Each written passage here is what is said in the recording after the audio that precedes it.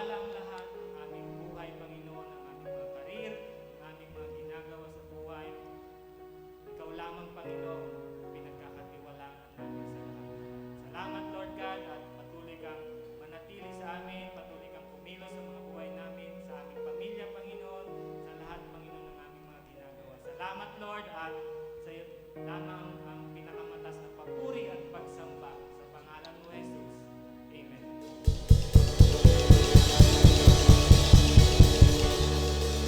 Amen! Merry Christmas sa ating lahat! Ayan, alam naman po natin na kapag umabot tayo sa per months is Christmas na sa atin. Kaya naman siguro nag-aanda na tayo ng mga decorations at nagpaplano na tayo ng mga handa para sa Pasko. Amen! Ayan. So maaari po ba tayo lumabas sa ating mga upuan para kamayan, yakapin at ngitiin ang bawat isa. Sabihin natin, Merry Christmas kapatid. Yun lang. Labas po tayo sa ating mga upuan.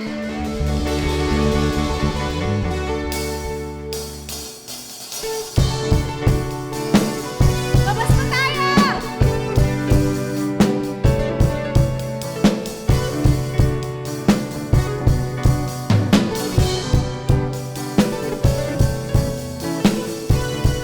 Kailan pinakamadaling madala ay mas nagniningning pagkamay.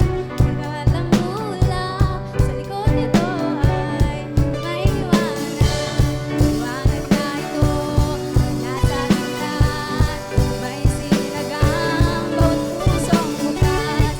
Kasigit ang mahiyagap, naghihilom ang nagkakasugan. Ang nagsindi nitong ilaw, walang iba kundi ikaw. Salamat sa liwanag mo, muling magkakakulay ang Pasko. Ang nagsindi nitong ilaw, walang iba kundi ikaw. Salamat sa liwanag mo, muling magkakakulay ang Pasko. Salamat sa liwanag mo, muling magkakakulay ang Pasko. Amen!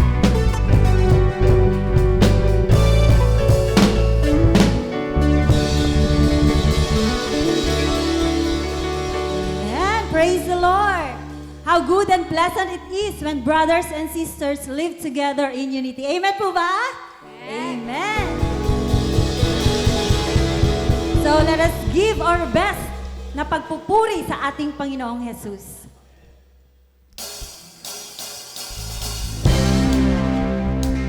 Tunay nga na walang imposible sa Panginoon. Amen.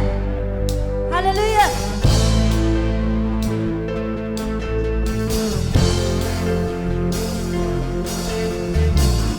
To you, I can do anything. I can do all things. 'Cause it's you who gives me strength. Nothing is impossible through you. Blind eyes are open. Strongholds are broken. I am living by faith.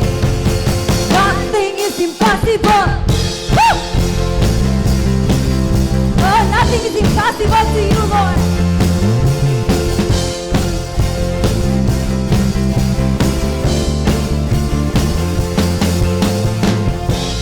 Not gonna live out what I see. Yeah. I'm not gonna live out what I feel. Deep down I know that you're here with me. I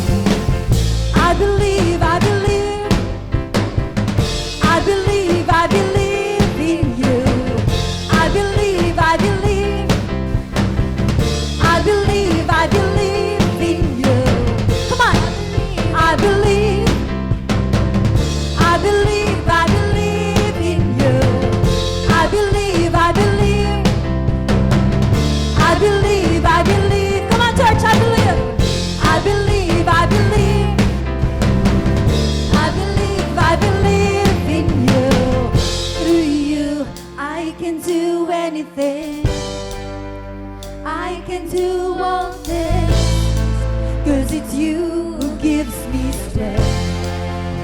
Nothing is impossible through you. Blind eyes are open, strongholds are broken.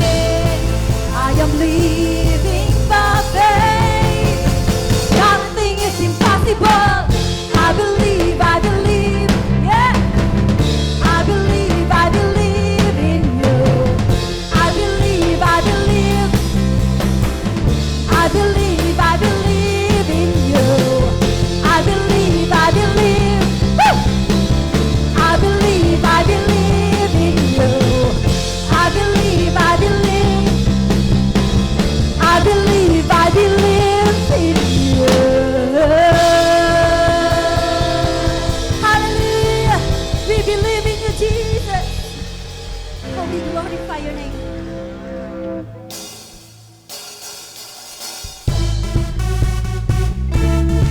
Yeah. Hallelujah.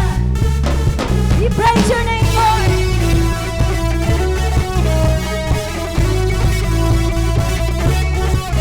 You are here as we lift you up.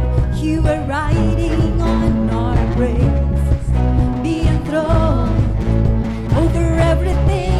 You are seated in our praise. This is prophetic, I can feel it in the air. You lift our praise and you change the atmosphere. Hearts open now, everybody sing us. Oh, turn it up, this sound of praise. Make it louder than any other. Lift him up and shout his name over us. Woo! As we praise, well, I can feel the change as your presence now invades. Hear the sound of the broken chains, prison doors are giving way. This is prophetic, I can feel it in the air. You lift your praise and you change the atmosphere. Hearts open now, everybody singing up. Turn it up, this sound of praise. Make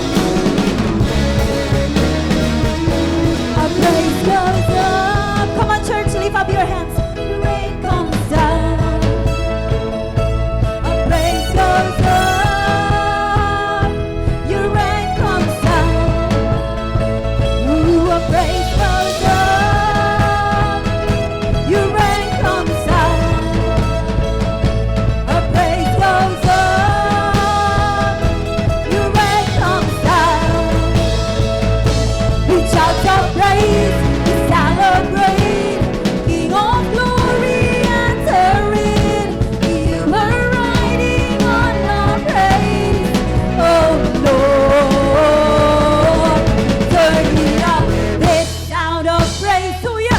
Make it louder than any other. Lift him up and shout his name over all. Turn it up, this sound of praise. Make it louder than any other.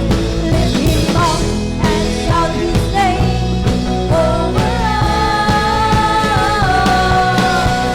Woo! Hallelujah! Somebody shout his praise. Hallelujah! We glorify your name, Jesus. All glory, honor, and praise belongs to you, Lord. Hallelujah! Tunay ang napakasarap magpuri sa iyong pangalan, Panginoon. Hallelujah! Oh, you are the King of kings and Lord of lords. You are holy, Father God. That's why you deserved to be praised, to be exalted, oh Lord God, in this place. Hallelujah. As we worship you, we honor you.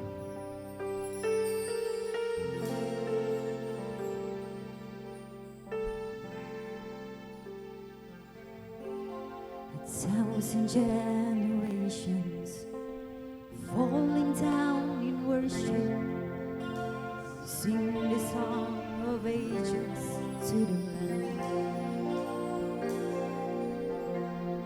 All who've gone before us, and all who will believe, sing the song of ages to the Lamb. Your name is the highest. Your name is the greatest. Your name stands above them all. Jesus, all thrones and dominions, all powers and positions. Your name stands above them all. And the angels cry, holy. All creation cries, holy. You are lifted high,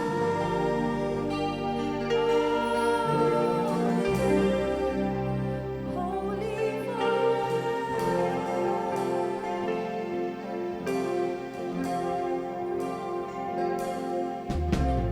If you've been forgiven, if you've been redeemed, sing the song forever to the Lamb. If you walk in freedom, if you bear his name, sing the song forever to the Lamb. We will sing the song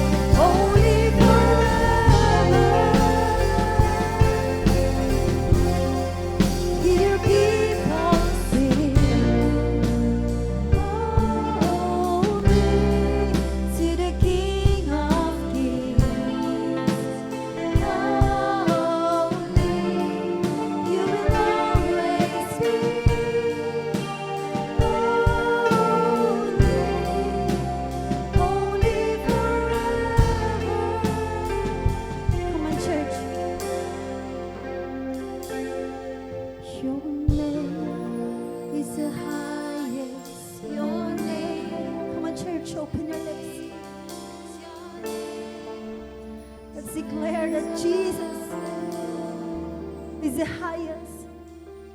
All thrones and dominions, all powers and positions, your name stands above them all, and the angels cry, holy, all creations rise, holy, you are lifted high, holy, holy forever. You will always be holy, holy forever. Jesus, you will always be holy, holy forever. Oh, you will always be. You will always be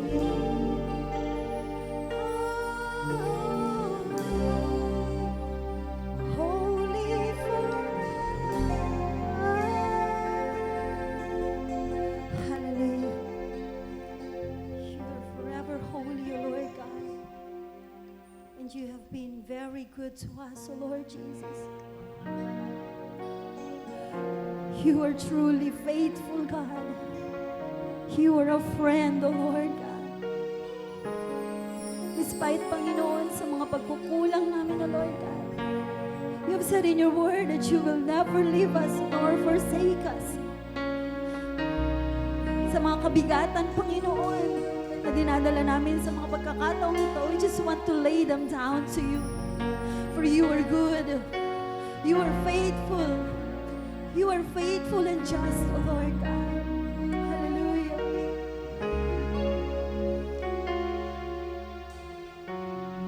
I call you faithful for the promises you've kept and every need you've met.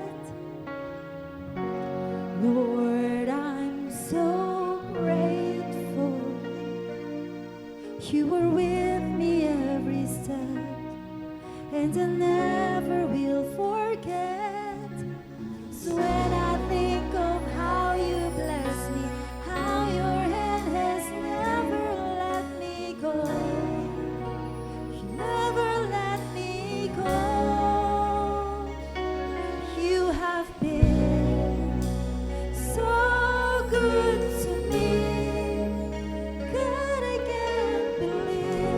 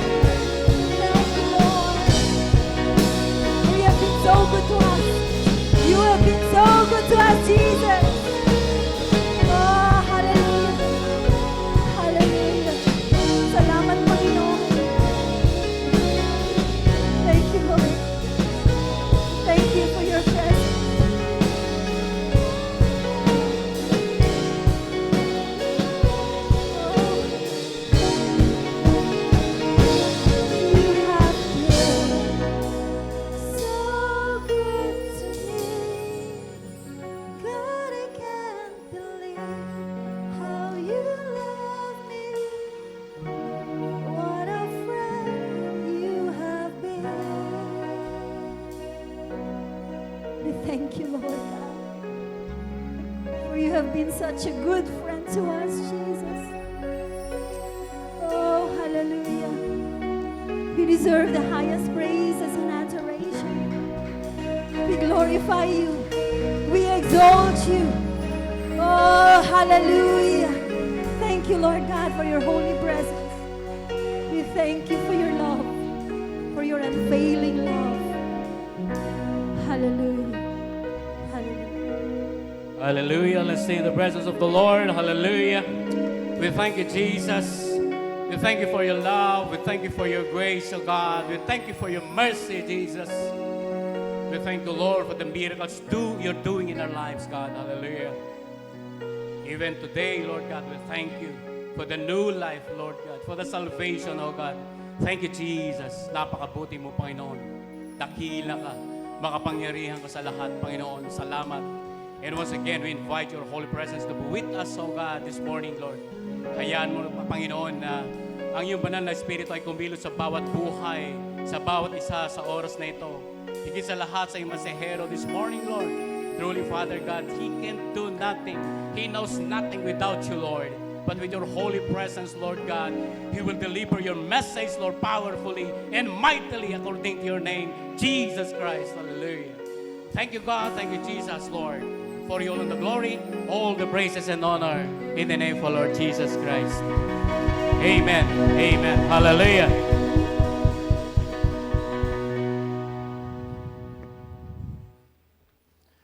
Magandang umaga sa ating lahat, mga kapatid kay Kristo.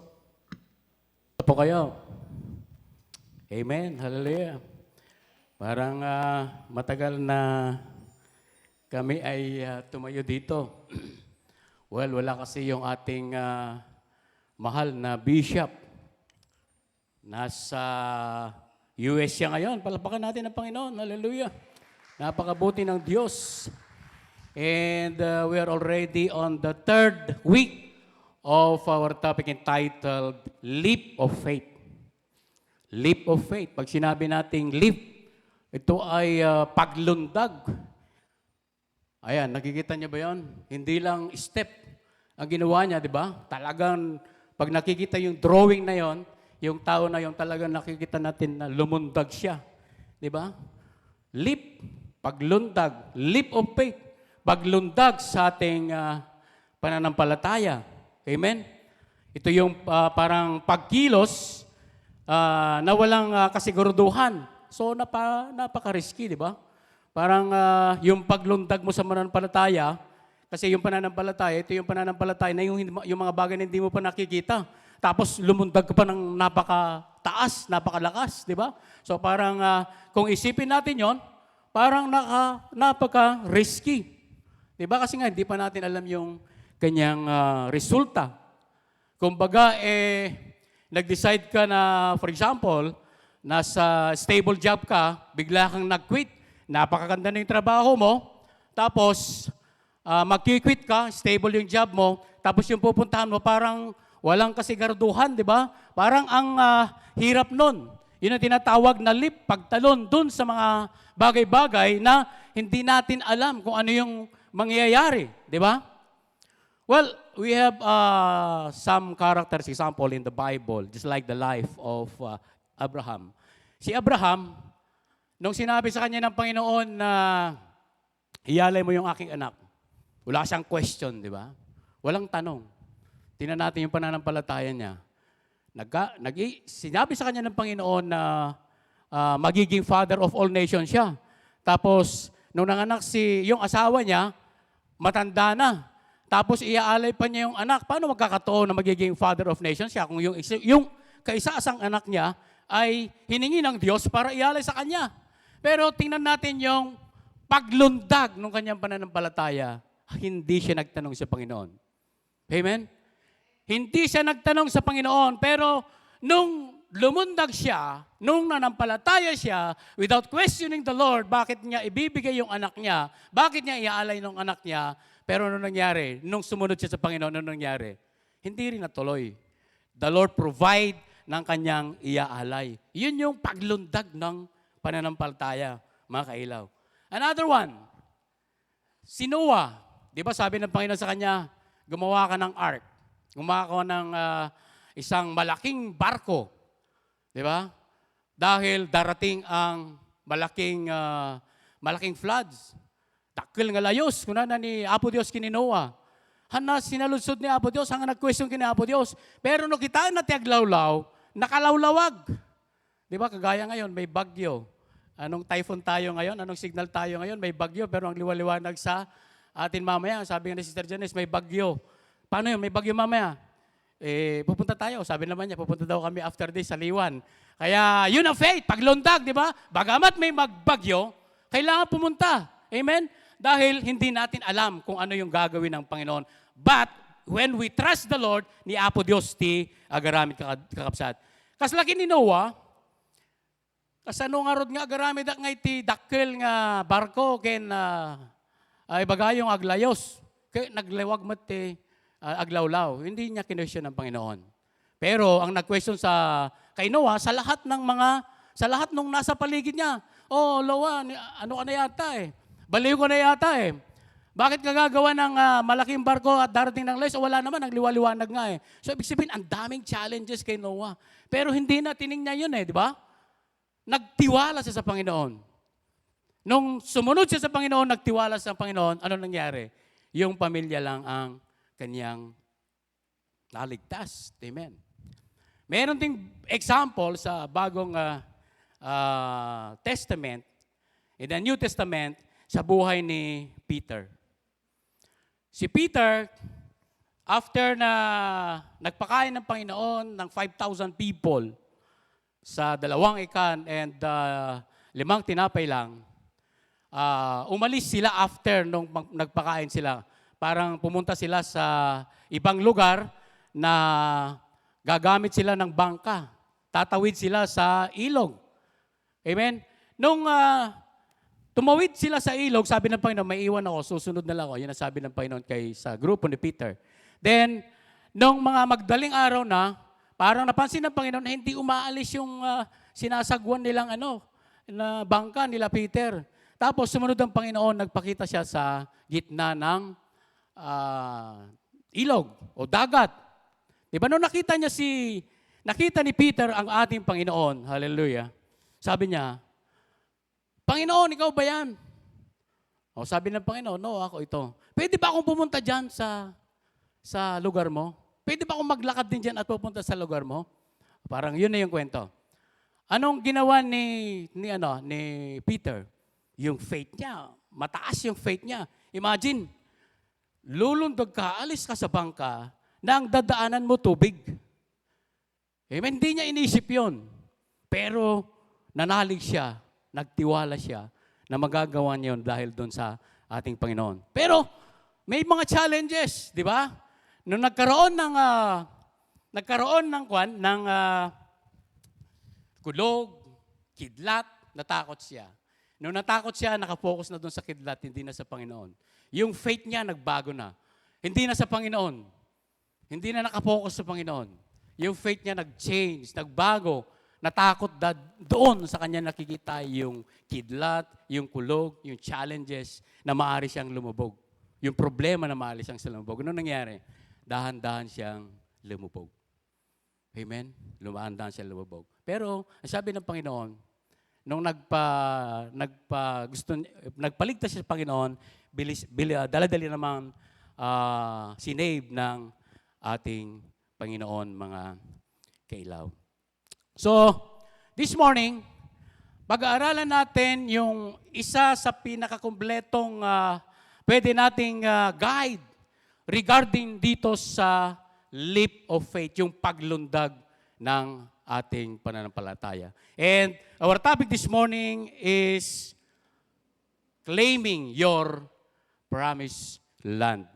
So, yung ating pag-aaralan ngayon ay ang buhay ni Josue. Natatandaan natin na si Joshua ay isa ito sa mga kanang kamay ni Moses. Na si Moses, ito yung ginamit na leader ng Panginoon na inilabas yung mga Israel doon sa Egypto. Tapos yung Egypto na to, ito yung mga nagpapahirap before ng mga Israelites people. Pero dahil dun sa sila ay nagtitiwala sa Panginoon, sila ay nananalangin sa Panginoon, sila ay dumadaing sa Panginoon, at itong mga lahi na ito ay mahal na mahal ng mga tao, mahal na mahal ng Diyos, at ito ay isa sa mga promise ng God na yung mga Israelites people na to ay dadalhin niya sa promised land. So, narinig yun ng ating Panginoon yung kanilang daing. Kaya ginamit niya si Moses to lead the people of Israel para ilabas sa Ehipto para dalhin sa promised land. But si Moses, mga kailaw, mga kapatid, ay hindi siya nakarating sa Kanaan. In their way, namatay si Moses.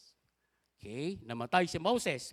Kaya, ang sabi ng Panginoon doon sa kanang kamay ni Moses, na si Josue, sabi ng Panginoon doon, sa Joshua 1:9, sabi niya dito,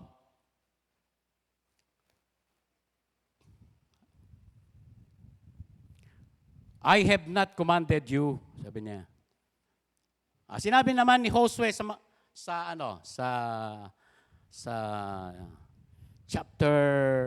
Joshua 1:9. O kung basahin niyo yung kompletong Josue chapter 1 hanggang sa matapos, makikita natin doon yung pagbilin ng Panginoon kay Josue. Kasi si Joshua ay siya na yung itinilaga ng Diyos na maglilid doon sa mga tao, yung mga Israel, para dalhin sa Kanaan. Kasi nga, namatay na si Moses. So, siya yung inutusan niya, si Joshua.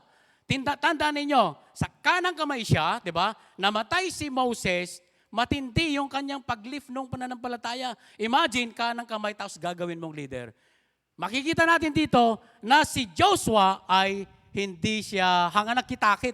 Hindi baga ni Apo Diyos isuna timang ilid, dagijay tattao, dagijay Israelites people, para dalhin sa land of Canaan. So sabi niya dito, have I not commanded you, be strong and courageous, do not be afraid, do not be discouraged, for the Lord your God will be with you wherever you go. So pinalakas niya ang loob ni Joshua. Kasi nga siya na yung maglilid eh. Imagine kay Joshua naman, hindi rin siya nag-question. Ito yung tinatawag na yung paglundag ng kanyang pananampalataya. Kasi nga, yung naglilid before, si Moses, tapos bigla siyang kanan kamay, tapos bigla siyang maglilid ngayon na napakadaming Israelites people, ang dami nila. Diba? So, matindi yung kanyang paglundag ng kanyang pananampalataya. Pero, remember, sabi ng Panginoon sa kanya, sabi niya dito, be strong and courageous. In-encourage siya ng Panginoon. Amen? Pinalakas siya ng Panginoon. Do not be afraid. Do not be discouraged. Yun ang sabi sa kanya ng Panginoon. Sabi pa niya dito, for the Lord your God will be with you wherever you go. Diba? Pinalakas niya si Joshua. Pero sometimes tayo, maging yung mga promises ng God na babasa natin, meron time na nagda-doubt tayo eh. Just like Peter, nung sabi ng Panginoon sa kanya, halika. Nakapaglakad siya sa tubig eh. Naglakad siya. Talagang lumundag yung kanyang pananampalataya. Nag-increase yung kanyang pananampalataya. Di ba? Nakapaglakad siya sa dagat, sa ilog, sa tubig. Pero nung dumating ng problema, ito na. Umpisa nang lumulubog siya. Sometimes tayo, minsan na tao ganon.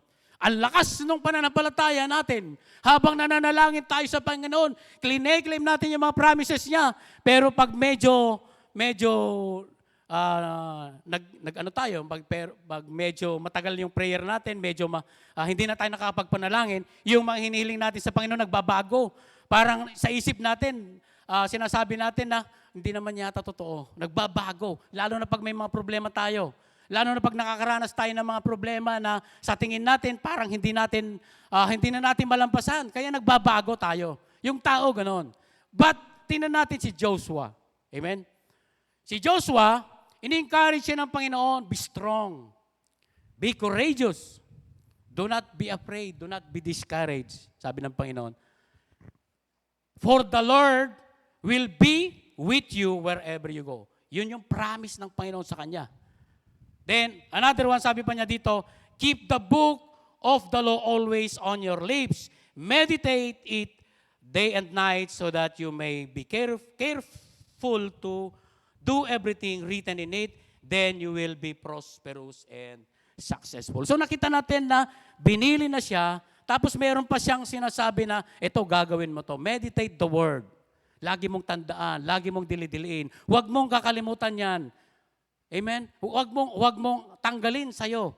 Lagi mong alalahanin yan. Kasi yan yung pagpapatagumpay sa'yo. May bili ng Panginoon na ginawa ni Joshua, na sinunod ni Joshua. Ngayon, tingnan natin yung kanyang pananampalataya pagkatapos ng binili ng Panginoon si Joshua. So, sabi niya dito sa leap of faith, sa 1, sabi niya dito, prepare for the battle. So, si Joshua, nung binili ng Panginoon, hindi lang, sige, punta na ako sa Kanaan. Sige, gagawin ko na yung pinapagawa mo, Panginoon. Hindi lang siya basta ganon.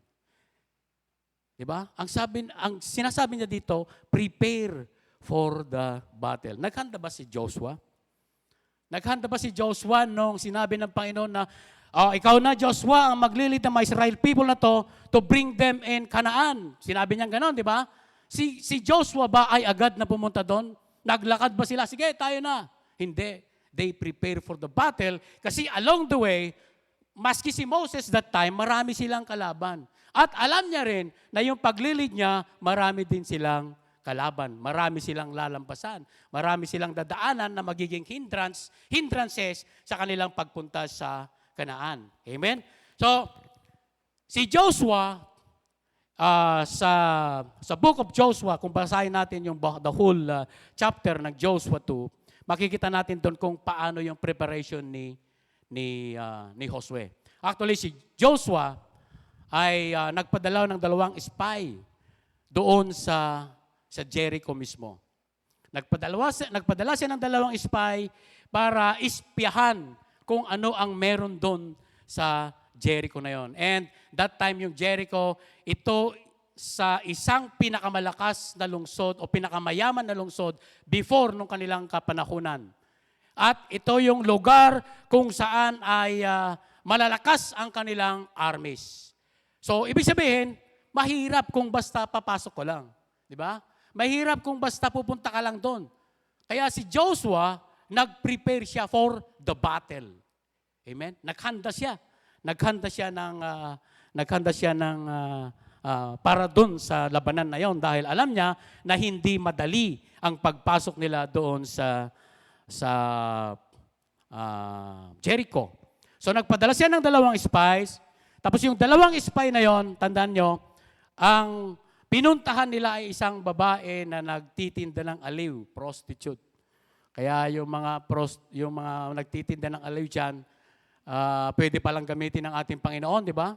Yung isang babae, si Rahab, na nagtitinda ng aliw, yun yung ginamit ng Panginoon upang sa ganon ay makapag-ispya, hindi makita yung mga tao ng hari doon that time. Kasi nga, nabalitaan ng hari na may 2 spy from Israel na nagmamanman sa kanila ngayon.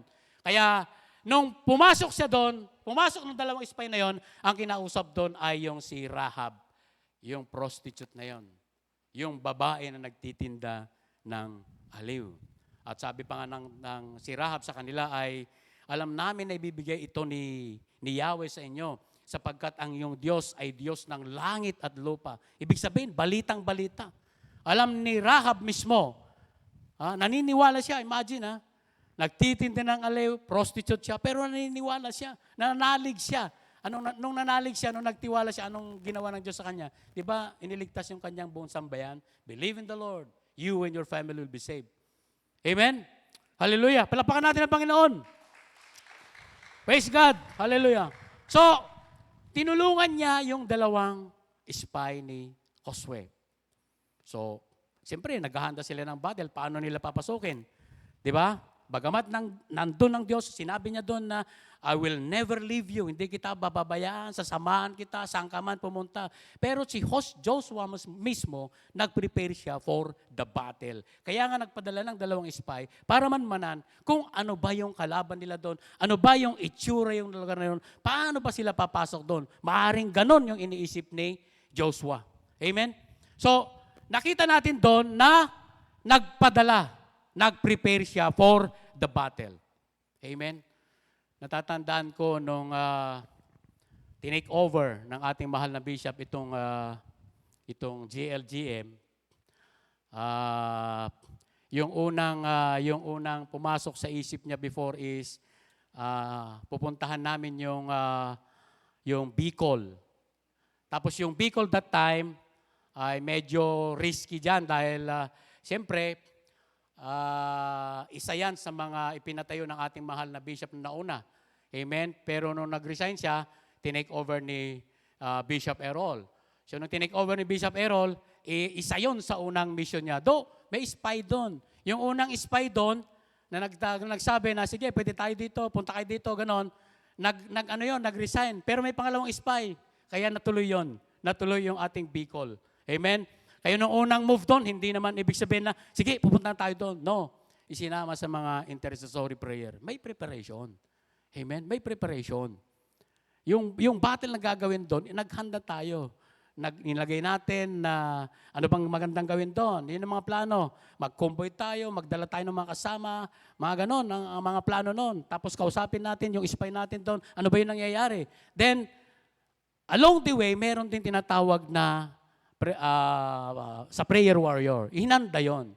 Kaya, glory to God, kasama pa rin natin hanggang ngayon ang Bicol, ang mga kapatiran natin sa Bicol. Amen? Pangalawa, nakita natin yung pagsunod ng ating mahal na bishop. Kasi nga, pag tinakausap mo to, tayo, punta tayo kung nanalaang. Ag-move tayo kung nanalaang. Or ibagbaga na dodoma. Naririnig natin, wala tayong pera. Sabi niya, di ba? Sinasabi niya yon. Pero move naman, move. Di ba? Hindi naman siya, hindi pwede kasi wala tayong pera. Hindi niya sinasabing ganon. Tayo. Amen? So, nakita natin yung pagsunod. Another one, mga kailaw, yung Biskaya. Ang ginamit dito ng Panginoon, na-spy ay si Sister Jun Ann, si Sister Joy. Amen? Nung nabalitaan natin na may issue, may problema, tapos gusto nilang makipag-usap, ang nagko-communicate dyan before is si Sister Jun Ann. Siya yung spy. Amen? Dalawa sila ni Sister Joy. Sila yung ma-spy dyan. Tapos nagkaroon ng move. Nag-pray tayo, pumunta tayo sa bahay ng kapatid na yon. Then after that, in-advise din ni Pastor na kailangan magkaroon ng mga arrangement doon sa mga dati. At anong ginawa ng Diyos? Sinama rin natin sa ating mga panalangin at nag-materialize din yung ating Biskaya until now. Glory to God. Palakpakan natin ang Panginoon. Hallelujah. Hallelujah. Ganun ang ginagawa ng Diyos pag mayroong pagsunod. Mamaya ituloy natin yung buhay ni Joshua. Kung nagtagumpay ba si Joshua. Pangatlo, yung ating Namnama Church. Sino yung spy natin dyan? Sister Bunny at saka Pastor Martin at saka Sister Bunny. Sila yung nagbalita sa atin, si Brother Willie. Nung ibinalita sa atin, ganun na naman si Pastor Errol, bagamat may parang Jericho na napakalaki yung wall, napakataas yung wall, hindi niya inisip yon. May mga ibang naka-take over doon, hindi niya inisip yon. Basta sumunod tayo sa plano ng ating Panginoon. And what happened next? Di ba? Ano nangyari? Ibinigay din ng Panginoon sa GLGM yung ating church sa Namnama, Quezon. Glory to God. Hallelujah. Palakpakan natin ang Panginoon muli. Ito yung naalala ko claiming yung promised land. Amen. Then another one, yung corner. O, di ba? Yung corner, meron tayong, di ko matandaan kung ano yung corner doon sa church natin. Malama. O yun, Malama. Di ba? Sino yung spy natin doon? Spy natin doon through Brother Willie, Pastor John, nakapasok tayo ng corner, mga kailaw. At ngayon, ongoing. Amen?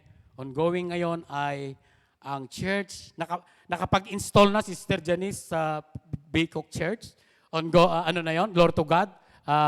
Under the banner of GLGM. Kung nandito. Amen. Then, mamaya ay sa Liwan Church naman. Ongoing yan.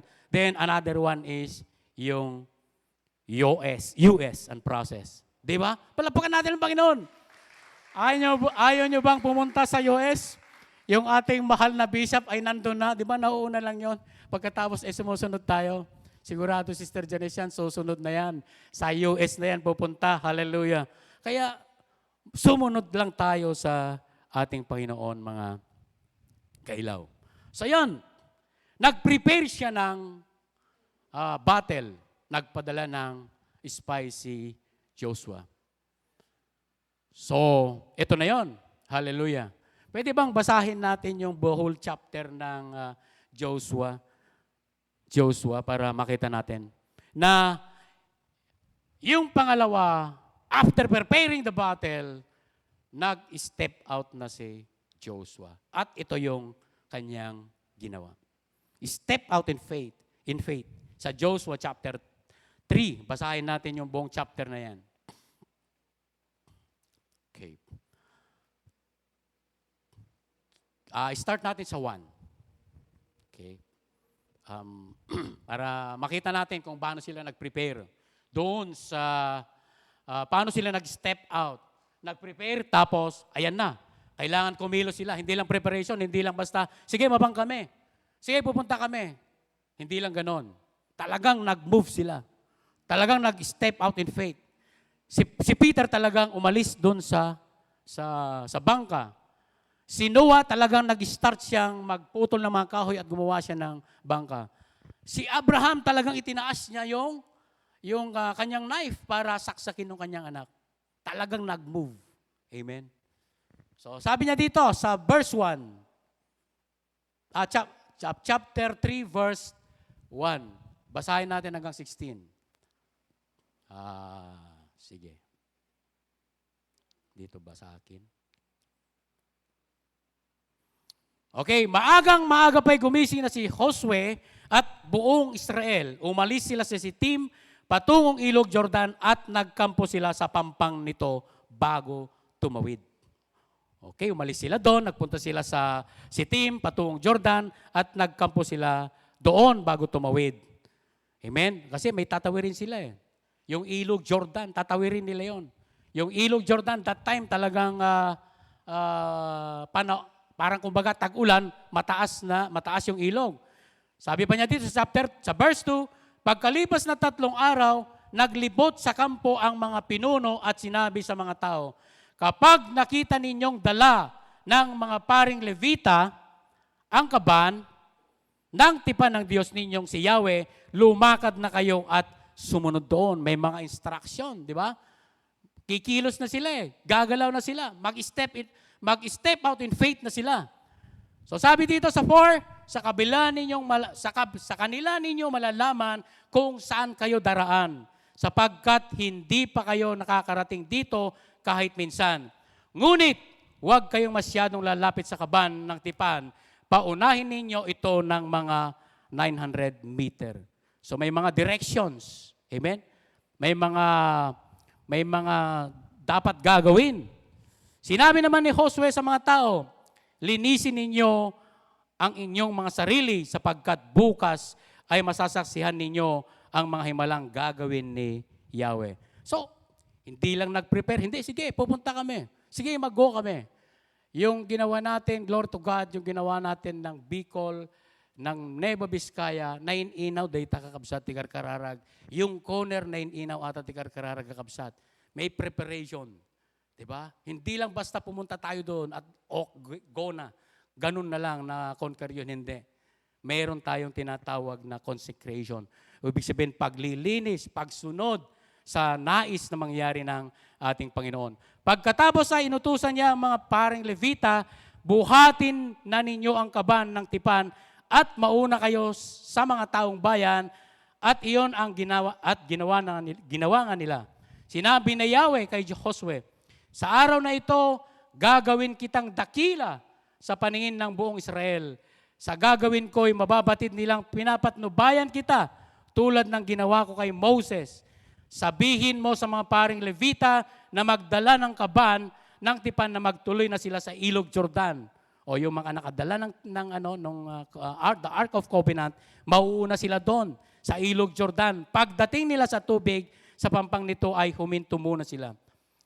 Sa 9 and 10, at tinawag ni Josue ang mga tao at sinabi sa kanila, "Halika kayo, pakinggan ninyo ang ipinapasabi ni Yahweh na inyong Diyos. Dito ninyo malalaman na kasama ninyo ang Diyos na buhay. Pagdating ninyo roon, lilipulin niya ang mga Kanineyo, ang mga Heteo, ang mga Hebita, ang mga Perizeo, ang mga Gergeseo, ang mga Amorio, at ang mga Jebuseo." Nung pumupunta tayo ng Bicol, pumupunta tayo ng Biskaya, nagmi-meeting kami niyan. Yung mga leaders nagmi-meeting niyan, yung mga pastors nagmi-meeting niyan. Sinasabi kung ano yung dapat gagawin. Sinasabi kung, nag-i-instruct si Bishop kung ano ang dapat nating gagawin. Ganito din na ginagawa ni Joshua. May mga instruction siyang sinasabi doon sa mga Israelites people, maging sa mga tapagdala ng tipan, the Ark of Covenant. Ang kaban ng Panginoon ng buong mundo ay maunang itatawid ng ilog Jordan. Pumili kayo ng 12 lalaki, isa sa bawat lipi ng Israel. Kapag tumungtong na sa tubig, ang mga paring may dala ng kaban ng tipan, si Yahweh ang Panginoon ng buong mundo, titigil ng pag-agos ang ilog Jordan. Ang tubig ay matitipon sa isang lugar. Imagine, yun ang sinabi ni Josue. Titigil daw yung ilog Jordan. Amen? Kung maliit yung pananampalataya mo, tubig doon. Di ba? Paano mo mai-imagine na titigil yung ilog? Then, yung si Joshua mismo, di ba? Sinabi ng Panginoon na titigil yung ilog. Hindi siya nagdalawang isip. Di ba? Hindi siya nagdalawang isip. Mga kailaw, nung na-aksidente yung aking anak, glory to God, buhay na siya, nandyan siya. Palapakan natin, Panginoon. Hallelujah. Nung gabi na yon, I think that was September 5. I think Tuesday yata. Tinatawagan ako ng misis ako, di ako matawagan. Nabasa ko yung text niya, umaga na. Paano kasi yung hindi stable yung signal doon sa aking kwarto. So kamaugahan ko na. Kabigatan nan nga nabasa kakabsat. So idinabasa ka kasjay. Rimuarak nabasak. Tapos bagok tinawagan ni misis ko, nagkararagag kini Apo Dios. Hindi na disgrasya na ko, muna ang kararag ko, muna damawat ko, forgiveness. Pagkuna na Apo, it's all my fault. Yun ang sinabi ko sa Panginoon. It's all my fault. Wala tayong ibang sinisi. It's all my fault, sabi ko sa Panginoon.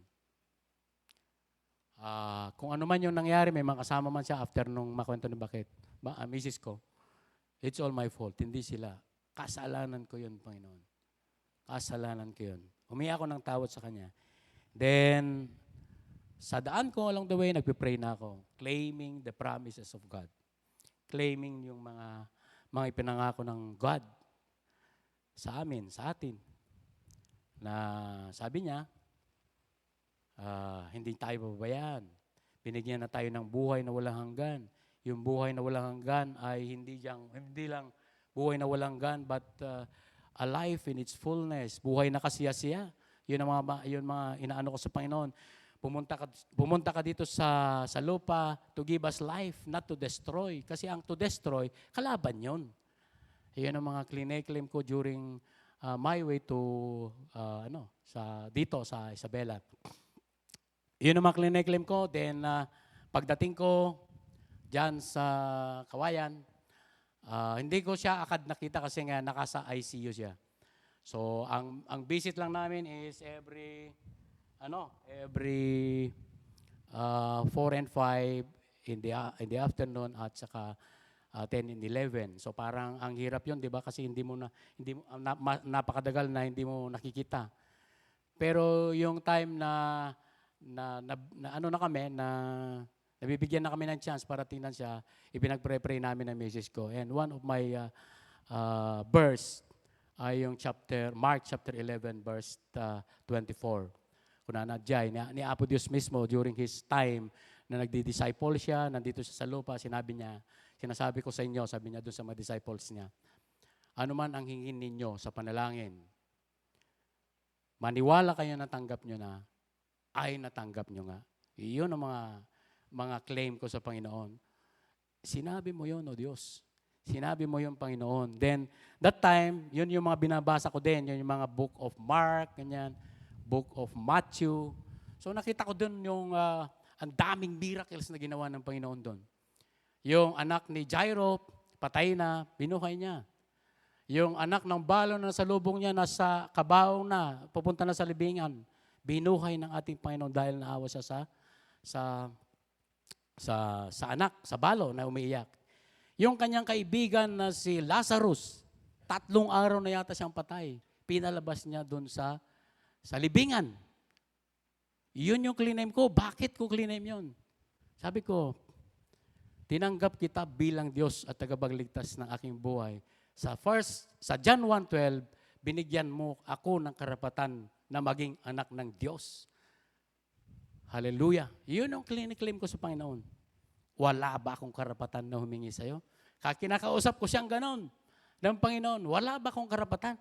Binigyan mo nga ako ng karapatan na maging anak ng Diyos dahil sa iyong anak na tinanggap ko bilang Diyos na tapagligtas. Yung anak na si Jesucristo na nagbigay sa akin ng buhay, na tinanggap kita bilang Diyos na kapagligtas ng buhay ko, nanali ko bilang isang nangunguna sa pamilya, at sinabi mo, Panginoon, believe in the Lord, you and your family will be saved. Yun ang clean name ko sa Panginoon. Every time doon na nanalangin kami ng misis ko, minsan nanalangin kami. Nanalangin ako, madaling araw yun, I think 2, 3 o'clock, ganyan. Umiyak ko sa Panginoon. Sabi ko sa Panginoon, Lord, kausapin mo ako. Yun ang sinabi ko. Gusto ko ng confirmation. Sobrang iyak ko niyan, sobrang nararamdaman ko yung banal na espiritu, nanginginig yung buong katawan ko. Nag-twist yung ano ko eh. Parang nag-twist yung dila ko. Tapos parang claim ko na siya nung sabi, and I believe for that. Sabi niya sa akin, magaling na yung anak mo. Hallelujah. Hallelujah. Sabi ko, thank you Lord. Magaling na yung anak mo. Yun yung ano ko, yun yung clean name ko agad. Pag gising ko ng umaga, alas 6 pa lang, di ba 10, 11 yung pasok. Tapos 4 o'clock, nung 5 o'clock, nagkakatok na ako. Parang gusto kong makita na gising na talaga siya. Yun yung ano ko, kasi imagine, 6 days na tulog. 6 days, hindi siya magising. Gumagalaw siya, pero 6 na araw na tulog siya. Yung 6 na araw. Yung pag-6 na araw na yon, I think Sunday yon, Sunday yata. Nag-pray kami ng misis ko. Nag-pray kami sa loob kasi clean name ko na pinagalingan ng Panginoon. Nung nag-pray kami ng ganon, sinasabi ko doon na yun, yung mga promises ng God, sinabi mo, Panginoon, magaling ng akin. Sabi ng misis ko, nagmulagat. Tuwang-tuwa ako, nagmulagat. Pero hindi ko pinansin yung sinabi nagmulagat. Parang hindi ko napigilan yung sarili ko. Prinay ko din yung mga nurses sa station, yung kasama doon sa ICU na bagong-bagong pumasok. Gusto ko nga sana magtampo pero kinas-out ko eh. Kasi nauna pang lumabas yun eh. Di ba? Nauna pang lumabas pero kinas-out. Hindi Lord, pinagaling mo yun. Ikaw nagpagaling noon. Kaya meron ka ring ibang gagawin sa akin anak. Yun ang mga claim ko. Then, kinahapunan yun, biglang lumabas yung mga nurses. Sabi nila sa akin, Sir, nagsalita na niyo yung anak. Glory to God. Di ko mapigilan. Tumatalon ako doon nasa labas kasi ako doon sa ICU. Parang hindi na kami nag-ano ng kwarto. Doon kami lang sa labas, yung mga upuan doon. Wala naman tao, kami lang Naglulundag ako doon. Hindi ko mapagilan yung sarili ko na naglulundag doon. Nagpre-pray sa Panginoon. Yung mga dumaraan na, yung mga pumupunta sa kanilang mga pasyente, hindi ko pinapansin. Dahil nagpre-pray ako sa Panginoon. Tapos yung mga naglilinis doon, glory to God, ginamit tayo na salvation yung mga yon, yung mga nurses doon, ginamit tayo na salvation yung mga yon. Kaya nga, yung work ng Lord, nakita ko, glory to God. Kaya nga sabi ni Sister Jan nung, ikaw, abi ko na man no, sul-sulwam, dati bulan ko ako. Tataki, ikaw ko na nang gamin. Kaya, sige ko na, bakit? Yun yung promise ko ng Panginoon eh. Gamitin mo yung buhay ko. Panginoon, gamitin mo yung buhay ko. Kasi yun ang promise ko. Sabi ko pa nga eh, yung anak ko nga Lord eh, di ba ginagamit mo na yan sa bintar, pinapadala mo na yan sa bintar, nagdadala ng mga manggagawa. Di ba Panginoon, siya na yung nagdadala ng mga upuan dyan, kinukuha doon sa mga senior citizen, every time na meron tayong activity, di ba siya yun? Ginagamit mo na siya. Yun ang sinasabi ko sa kanya, ganun ko siya kinakausap. Di ba yung anak ko, nandun na lahat halos kami, Panginoon. Hindi ba pwedeng i-spare mo yung anak ko? Ngayon, nung una, glory to God, hindi niya talaga ako anak ngayon malasin. Anak malasin yung anak ko eh.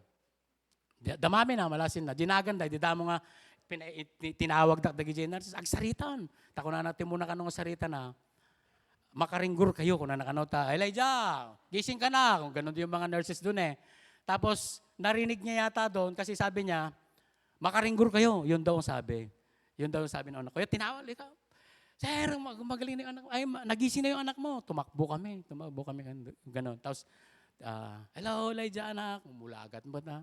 Mulagat lang. Tapos, anya-anagan ni Mamim. Malagip na ni Mami na. Abilita, Lamurin na. Talagang kompleto, abilita pa eh. Ni ading mo, itultulod mo, EJ, Wonderful Grace. Ipod kasi ang pangalan niya. Ipod, sabi niya. Yung ading mo na nasa Australia. RC. Natandaan niyo yun eh. Si kuya mo na, si ading mo na kasama mo sa school, yung classmate mo, di niya matandaan si JR. Ako, sabi niya sa akin. Anong pangalan ko? Ethan ang sabi niya sa akin. Ethan eh. Bakit Ethan? Sabi naman ng doktor sa akin nung pumunta na ng kinagabihan pa pumunta. Kaya yung sabi sa akin ng Panginoon sa prayer ko na magaling ang anak mo, parang hindi ko pa masyadong tawag doon, yung parang kaslangay mapanpanunot, nga imbaga ni Apo Diyos kasi di kanyak, tata.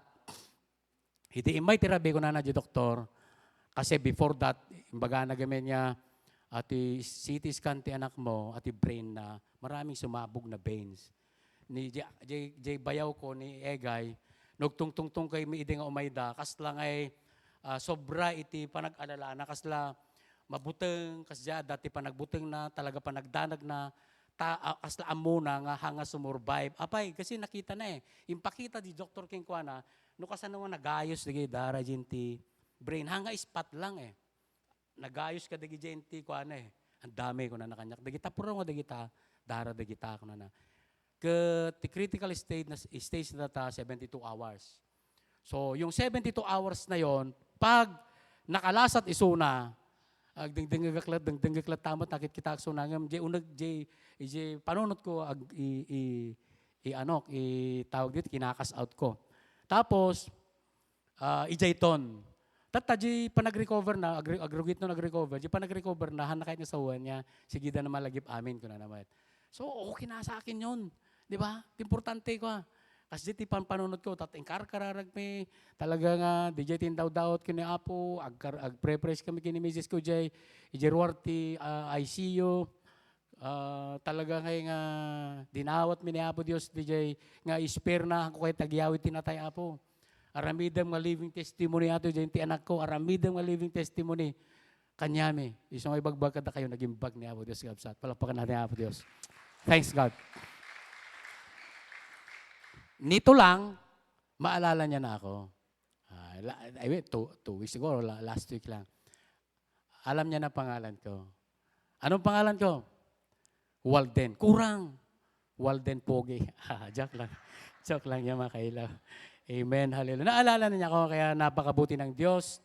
At nakita ko yung pagkilos niya, yung miracle na ginawa niya ulit sa buhay namin. So, nakita natin doon na si Joshua, nag-prepare siya ng battle, pero merong instruction na ginawa ng Diyos. Sumunod sila sa Panginoon. Nagtiwala sila sa message ng God, yung direction ng ating Panginoon. Amen? Nagtiwala siya doon. Nag-step out of faith siya, pero hindi niya sariling diskarte. Amen? So dito sa 14 sabi niya, sa pangunguna ng mga paring may dala ng kaban,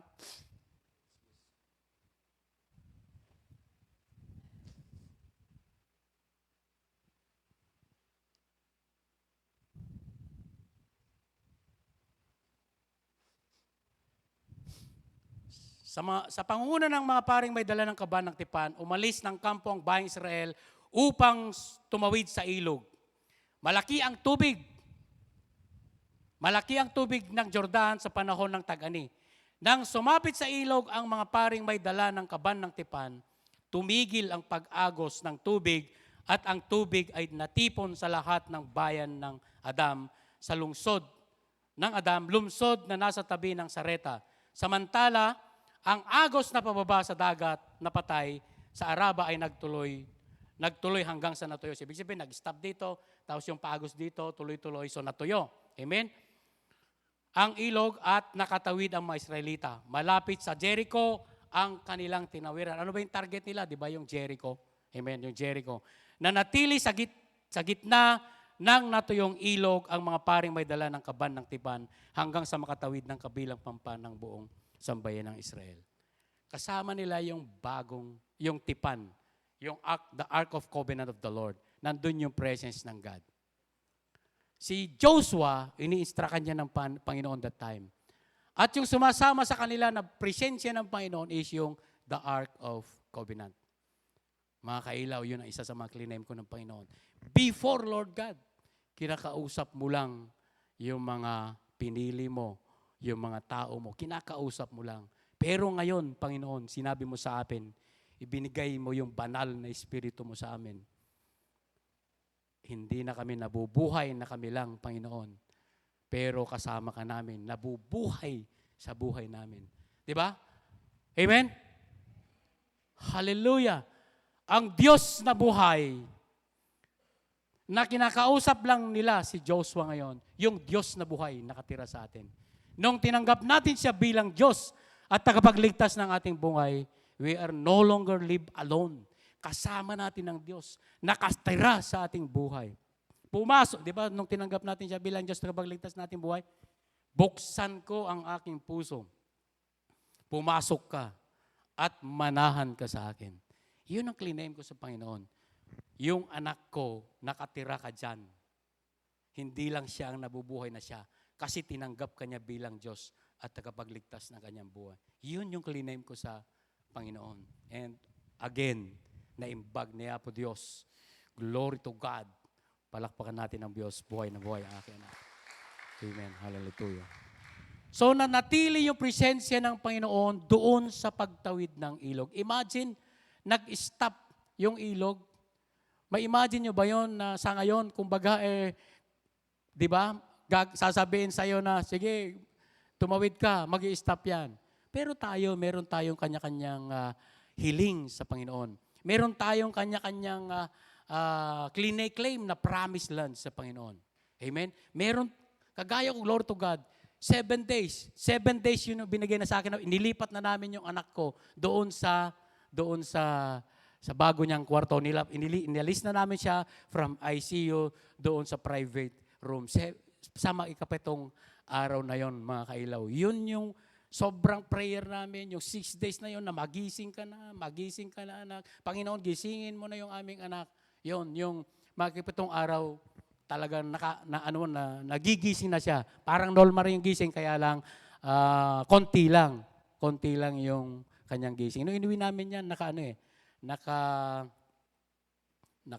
NGT. Pinapakain namin, tinuruan kami kung paano pakainin yan. Tapos nakakatitir. Pero nung bago namin dalhin doon, 3 days before, nung kanyang check-up, natanggal. Natakot akong ibalik. Kasi mahaba yung natanggal . Natakot ako. Pero nung ganyan, naibalik ko pa, Lord, baka mamaya iba yung mapuntahan nung dito sa Bitoka. Kaya nga si Sister Pinky, nang hiram kami ng dyan sa kanya, ang tawag doon, stethoscope. Para parang doktor yung misis ko . Nakaganon yung stethoscope. Tapos pag pinisil niya yung krok. Nag-krok ba? Di ba? Kasi natatakot kami . Natatakot kami. So, imagine that na parang sobrang nandun yung nervyos, di ba? Nandun yung parang, kumbaga, natanggal, nagpapanik ka. Eh, yung misis ko, pag siya yung nagbantay, nakakatulog. Hindi niya na, 2 beses na siya nakaganon actually. Actually, pangatlo, no, sa bahay, no. Pero nung mahabang-maba na, tinanggal ko na. Kakain na ito, Panginoon.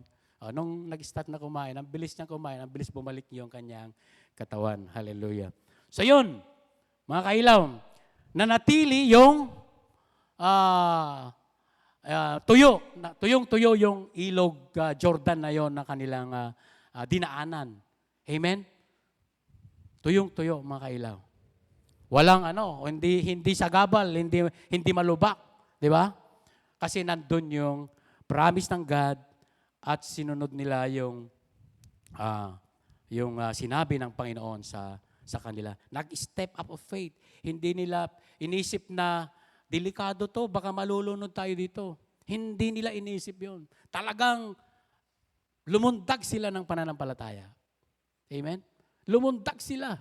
Hindi nililisip na baka lulubog tayo. Hindi sila nag-alinlangan. Dapat ganun tayo mga kailaw. Hindi dapat tayo mag-alinlangan.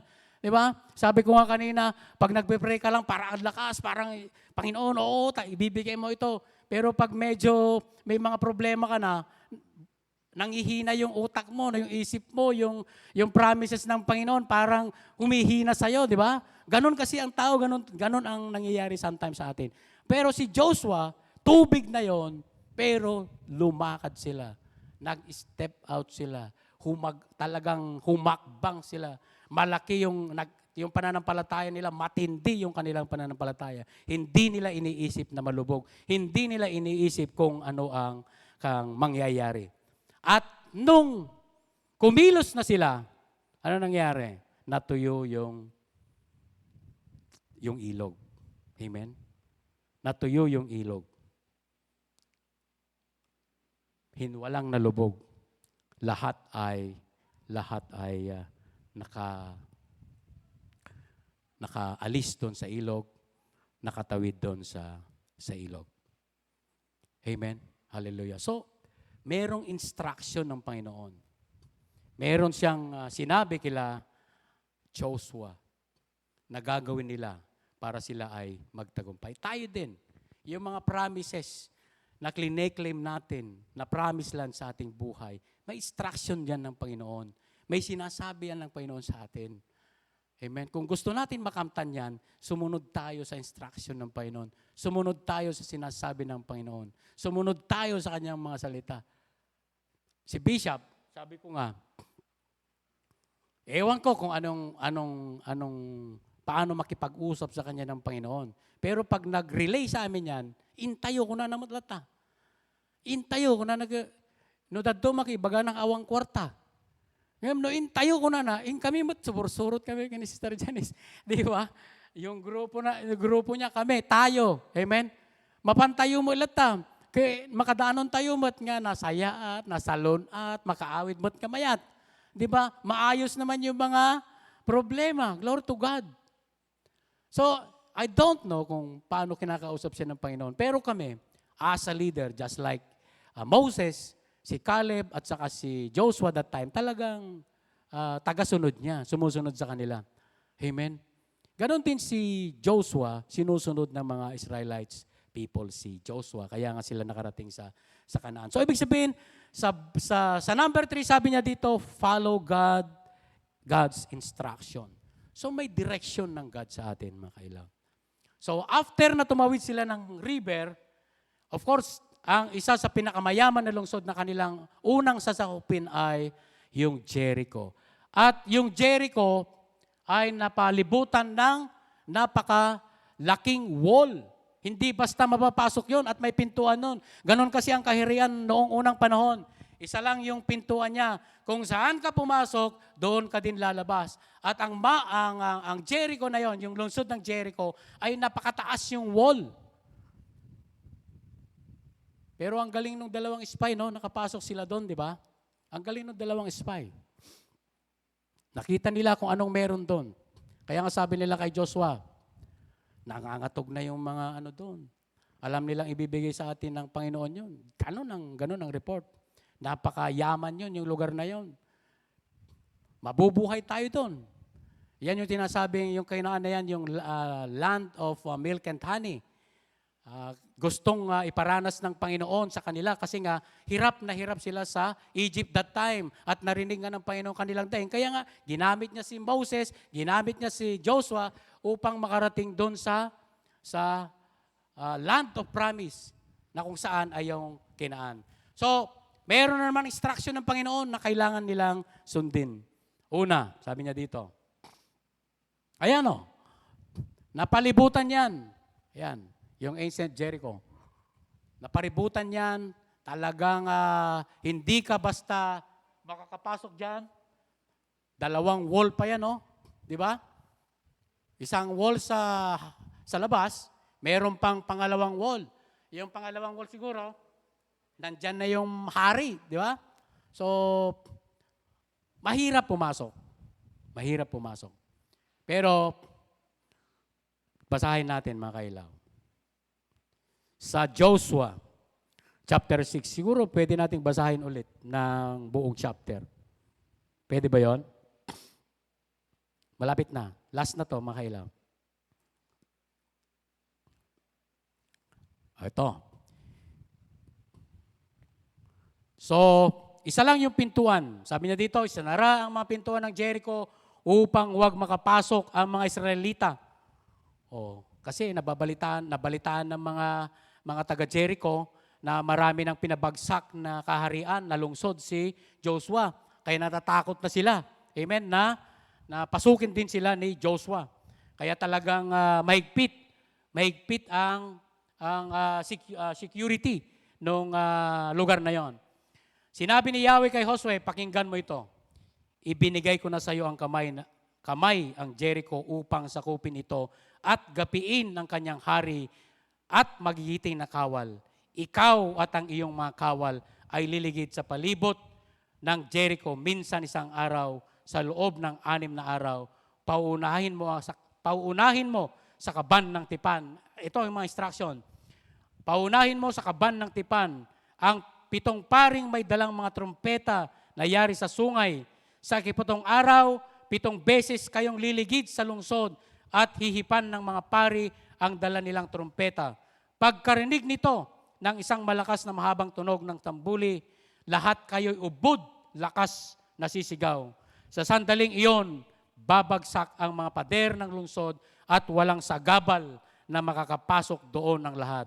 Kaya tinawag ni Josue ang mga pari ng Israel at sinabi sa kanila, dalhin ninyo ang kaban ng tipan ni Yahweh. Mauuna ang 7 pari, may dalang trumpeta, at sinabi naman niya sa mga taong bayan, lumakad na kayo, lumigid kayo sa mga lungsod at paunahin ninyo sa kaban ang tipan ni Yahweh.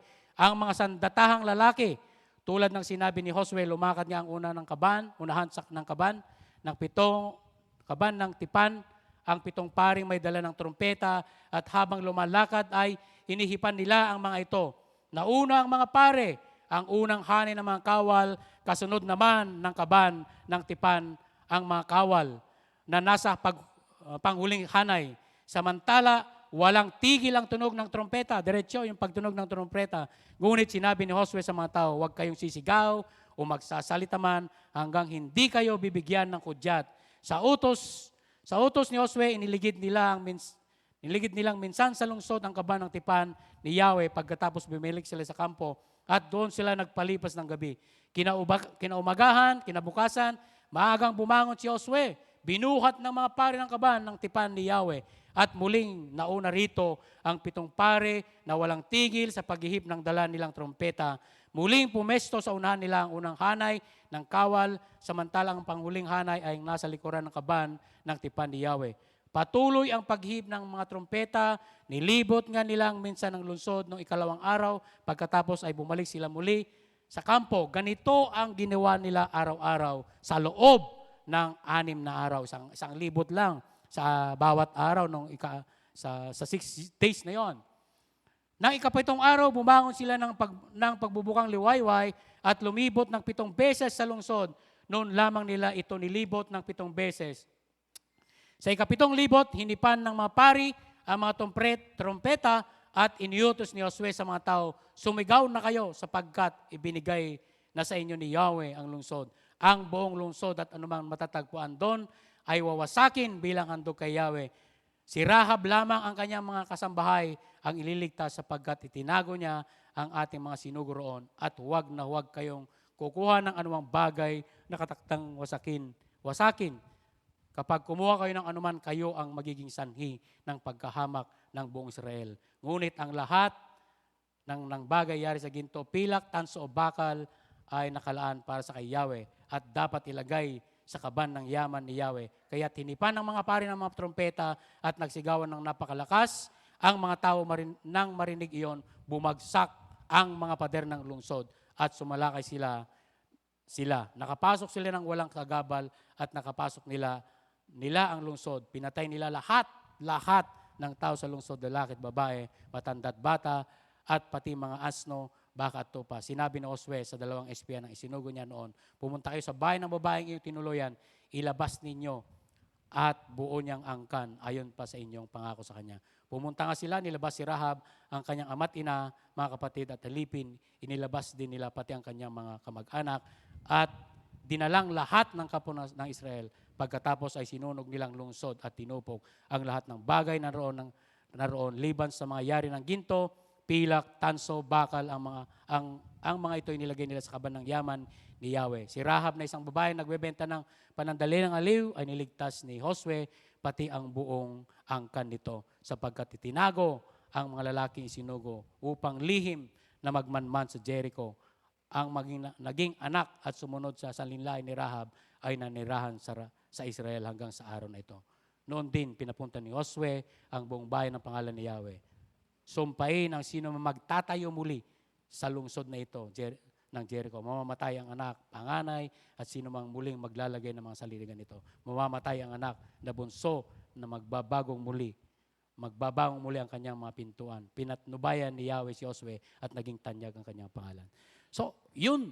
Kung basahin natin yun yung very clear instruction ng God kay Josue. At ang napakaganda yung promise ng God kay Josue, ibinigay ko na sa inyo ang Jericho. Amen? Ano sabi sa atin ng Panginoon? Luke 10:19, I have given you the authority to trample down the snake and scorpion and to overcome all the powers of the enemy. You can command the enemy. Bakit? Ibinigay na sa atin ng Panginoon. Yun yung sinabi niya. Binigyan niya tayo ng kapangyarihan na daigin lahat ng gawain ng kaaway. Lahat, mga kailaw. So kung dumarating yung mga problema, ito si Joshua hindi nag-alinlangan eh. Diba? Paano niya pababagsakin ng wall of Jericho? Antibay niyan. Nakita natin, 2 wall pa. Diba? Pero noong sumunod siya sa ating Panginoon, diba? Dahil alam niya, yung Panginoon ay makapangyarihan sa lahat, siya ang may-ari ng langit at lupa, alam niya na magtatagumpay siya. At sinabi na yun ng Panginoon. Amen? Ito yung mga instruction ng God. Yung pag-conquer. Binasa ko lang yung buong kwento. So, sabi niya dito, the command, march around the city. Yun ang sinabi ng Panginoon. Oh, 'di ba? Sinabi niya, libutin niyo lang libutin niyo yung Jericho. Minsan lang sa isang araw. O isang ikot lang. O yung mga pare, mauna yung mga yan, patugtugin nila yung trompeta, walang maingay. O sa pangalawang araw, ganun din ang gagawin nyo. Pangatlo, hanggang makapitong araw, sa makapitong araw, 7 beses nyo ikutan yan. O, first time nilang inikutan yun ng 7 beses. At anong nangyari? Meron ba silang ginawa? Nakipaglaban ba sila na kung paano nila pasukin paano nila pabagsakin ng Jericho? Wala eh. Wala silang ginawa. Sumunod lang sila sa Panginoon. At bumagsak lang bigla yung wall of Jericho. At napakadali nilang pinasok yung Jericho. Pinatay nila lahat. Matanda, bata, lahat. Lahat. Yung mga iniwan lang is yung mga tanso, gold, pilak, yun ang iniwan lang para sa ilagay sa kaban ng ating Panginoon. So, yun yung instruction. Umikot kayo, ikutan nyo. Yun ang instruction ng Panginoon. Nag-march sila doon. Diba? Nag-march. Umikot lang. Yun ang ginawa ng Panginoon. 7th day. Sa pagpitong araw, 7 beses. Tapos, pag natapos na yung 7 beses na pag-ikot, sabay-sabay na patunugin ng trompeta at sumigaw tayong lahat. Sumunod sila. Amen? Sumunod sila at nakita nila yung miracle na ginawa ng God sa kanila. Bumagsak yung Jericho, nag-collapse yung Jericho, nag-flat, di ba? Napakadali nilang pinasok yung city of Jericho. Walang sagabal, pinatay nila lahat. Amen? Sumunod sila at nangyari yung pagbagsak ng Jericho at ang nakaligtas lang doon is yung lahi ni Rahab. Naniwala si Rahab. Amen? Si Rahab isang prostitute, isang nagtitinda ng aliw, pero he believed, naniniwala sa Diyos ng Israel. Na yung Diyos ng Israel ay Diyos ng langit at lupa. Amen? Tinulungan niya yung mga spy ni Joshua. At nung tinulungan na yung spy ni Joshua, nag-commit siya na ililigtas nila yung lahi ni Rahab. At yun nga yung sinunod nila. Sinunod ni Joshua, after nung masakop nila yon ay pinakuha niya yung sila Rahab, yung buong angkan ni Rahab, at kasama nilang nanirahan doon sa kanila. So, tayo mga kailaw, nung nagpre-pray ako again sa aking anak, hindi ko iniisip na kinagas out ko yung isip ko na baka mamatay. Kasi yung sa brain niya ayaw kong isipin yon. Kinakas out ko sa utak ko yon. Kinakas out ko sa isip ko yon. Panginoon, pumunta ka dito para bigyan kami ng buhay.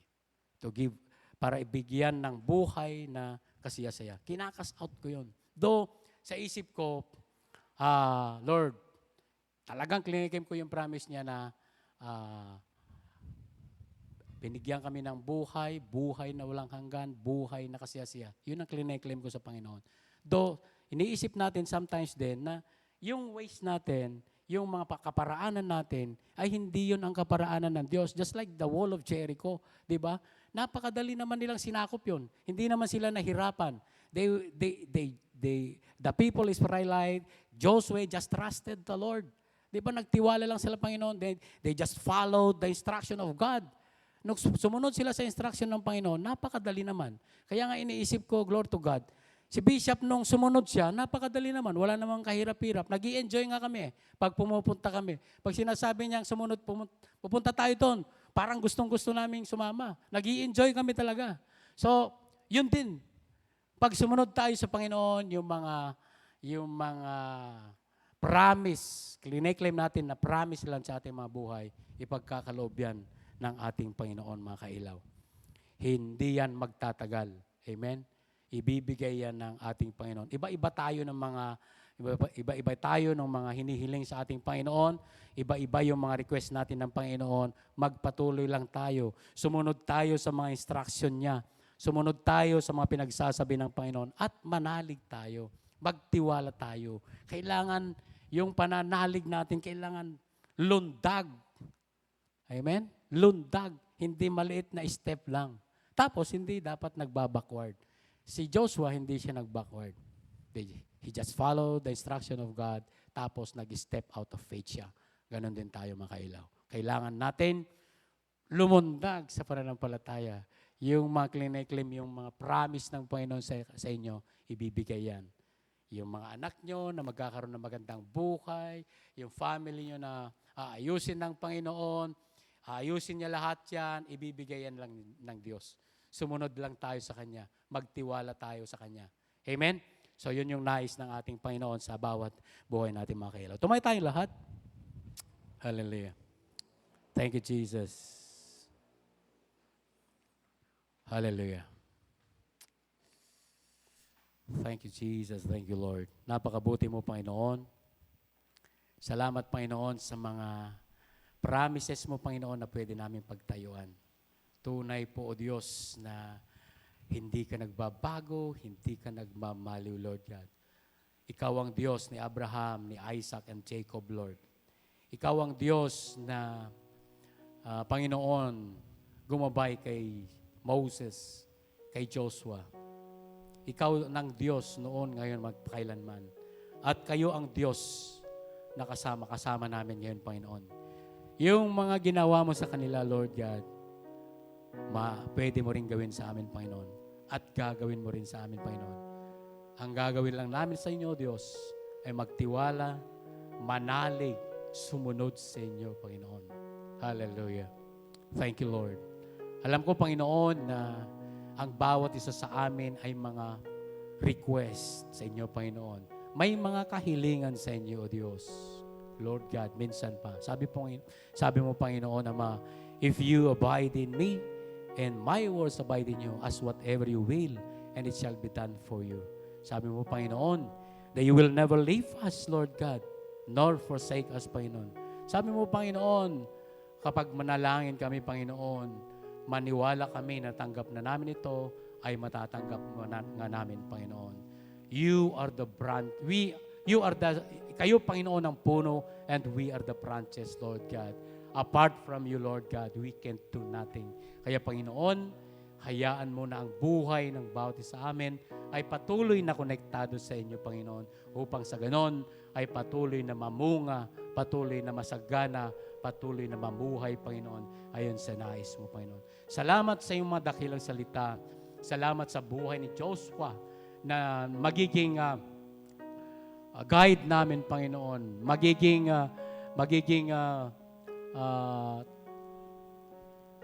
magbibigay sa amin ng direksyon kung paano kami mananalig sa inyo, Diyos. Mangtadatoy apo, iti inspirasyon, tapno ti kasta, agtultuloy kang magpamati, agtultuloy kami, Apo Diyos, nga agserbiken ka, Apo Diyos. Ta nakita mi, Apo Diyos, nga hamo pinaybayan isuna, no diket, Apo Diyos, yung mga promises mo sa kanilang mga ninuno, Lord God, na yung land of milk and honey, the land of Canaan, Panginoon, ay ipinagkaloob mo sa kanila, Panginoon Ama. Bagamat napakaraming challenges, napakaraming problema, Panginoon, pero ang napaganda, Panginoon, sinamahan mo sila, O Diyos, at nakarating sila, Panginoon, sa promised land. Ganon din, Panginoon, sa amin, Lord God. Panginoon, kasama ka namin. You live in us, Lord God. We are no longer live alone. But Lord, kasama ka namin, O Diyos. Kaya nananalig kami, nagtitiwala ka, Panginoon kami, na lahat yung mga kahilingan namin for the glory of your holy name ay ipagkakaloob mo, Panginoon, in your perfect time, Father God. Maraming salamat, Lord, sa iyong mga salita na amin pong narinig na nagbigay muli ng kalakasan ng bawat isa. Thank you, Jesus. Thank you for your love. Thank you for your grace. Hallelujah. Thank you for the miracles that you are doing in our lives, Lord God. Hallelujah. Hallelujah. Salamat po, Panginoon. Napakabuti mo. Ito po aming dalangin sa pangalan ni Jesus. Amen. Thank you, Lord.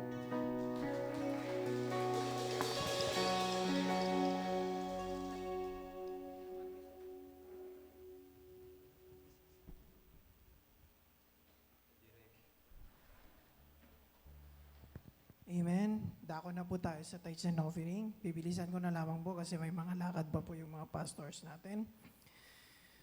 Okay, babasahin ko na lang po yung scriptures natin dito sa Malakay 3:10. Sabi po dito, bring the whole tithes into the storehouse, that there may be food in my house. Test me in this, says the Lord Almighty, and see if I will not throw open the floodgates of heaven and pour out the much blessings, that there will be no more room enough to store it. Amen. So, si God na po mismo ang nagsabi niyan sa atin. Very clear po yung word niya. Sabi nga ni Pastor Walden, magtiwala tayo sa Panginoon sa mga promises niya. As sinabi din ng Panginoon na Jesus is the same today and forever. Amen. Ihanda po natin ang ating mga kaloob sa ating Panginoon at tayo tumayong lahat at tayo manalangin. Amen. Hallelujah, Jesus. Lord God, thank you for this day. Salamat, Panginoon, na patuloy mo kaming ginagabayan sa lahat, Panginoon, ng aming ginagawa. sa araw-araw. We thank you also, Father God, sa natapos, Panginoon, na service sa araw na ito. Maraming salamat, Panginoon, at muli kami narinig namin, Panginoon, ang iyong mga salita na kailangan namin magtiwala sa iyo, Panginoon, sa lahat ng bagay, Panginoon. Gayon din po, Panginoon, dinadalangin namin sa aming pagbibigay, Panginoon, sa araw na ito ng aming mga kaloob. Ipinagkakatiwala namin sa iyo, Panginoon, ang lahat ng mga pinagtratrabahuhan namin, kukuhanan namin ng mga resources namin, Father God. Sa mga companies, Father God, na pinagtratrabahuhan namin, at sa mga palayan at sa mga farm, Panginoon, na pinagkukunan namin ng aming mga pagkain. Sa iyo namin pinagkakatiwala, Panginoon, na patuloy na ikaw ang siyang magbigay, Panginoon, ng sapat, Panginoon, umaapaw, siksik, liglig at umaapaw, Panginoon, ng pagpapala, Panginoon, sa bawat isa. Dalangin namin, Panginoon, na ikaw ang siyang patuloy na gumabay sa bawat isa sa amin. Ganon din po, Panginoon, sa aming mga kalusugan, sa aming pagtatrabaho, Panginoon, para sa aming mga pang-araw-araw, Panginoon, na kailangan. We thank you, Lord God, sa aming mga kaloob na ito, Panginoon. Patuloy mong pagpalain ang mga kaloob na ito, Panginoon, na maging tulong, Panginoon, para sa ikalalawak, Panginoon, ng iyong gawain. Maraming salamat po, at ito ang lang, Panginoon, ang aming dalangin sa tayong pangalan ni Jesus. Amen and amen.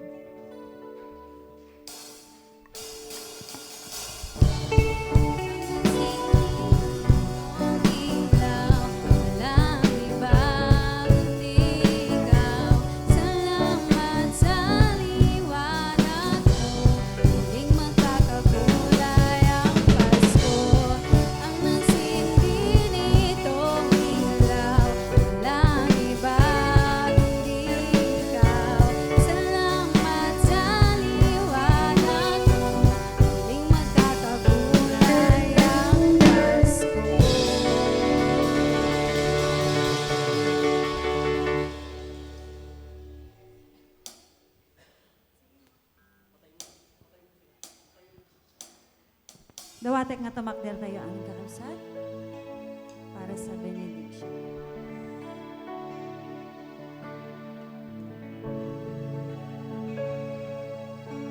Let's worship the Lord. The Lord bless you and keep you. Make His face shine upon you. Be gracious to you. The Lord turn His face toward you and give you peace. Let's sing it once again. The Lord bless you and keep you. Make His face shine upon you. Be gracious to you. The Lord turn His face toward you and give you peace. Amen.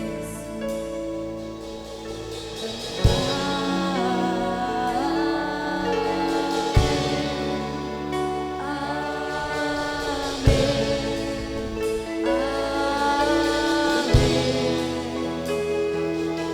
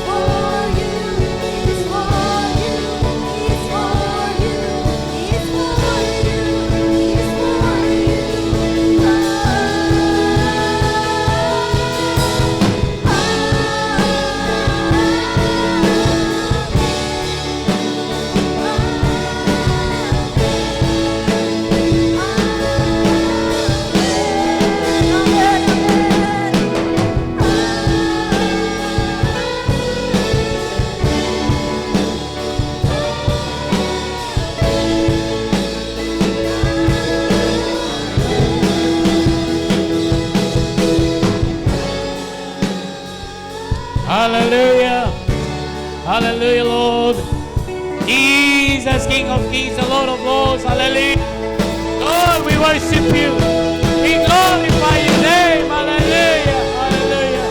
Thank you, Lord, for your love. Thank you for your grace, Lord God. Thank you for your mercy, oh God. Hallelujah. Thank you for saving our lives, oh God. Thank you for the new life, Lord Jesus. Dakila ka, Panginoon naman. Dakila ka, O Diyos. Makapangyarihan ng iyong pangalan. Jesu Kristo, aming Diyos sa tagapagligtas, who created heaven and earth, Lord God. We praise you, God. We glorify your name, O God. Salamat, Panginoon naman, sa mga salita mo naming narinig this morning, Father God.